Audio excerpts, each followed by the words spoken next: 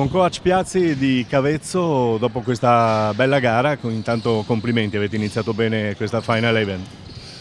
Sì, abbiamo incominciato bene, sappiamo di avere una squadra con giocatrici senz'altro di livello superiore, hanno fatto vedere sul campo le loro qualità, abbiamo giocato tutti con attenzione contro un'ottima Conegliano, ha fatto di tutto per metterci in difficoltà, mischiando le carte anche tatticamente, ma oggi noi eravamo sul pezzo, come si dice, e quindi non abbiamo trovato grossi ostacoli. Ho detto più o meno le stesse cose al coach di Conegliano e più o meno ho detto le stesse cose che non hanno giocato bene soprattutto in difesa, però contenervi e contenere 2 o 3 giocatrici di alto valore è stato difficile. Precisamente noi abbiamo delle fuoriclasse, sappiamo questo.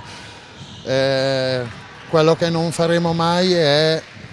abbassare il livello dell'attenzione e della guardia, perché abbiamo delle fuoriclasse, anzi loro ci richiedono tutti delle prestazioni sopra il nostro livello e quindi io per primo e tutto il resto della squadra fa di tutto per seguire queste ragazze che ci danno tanto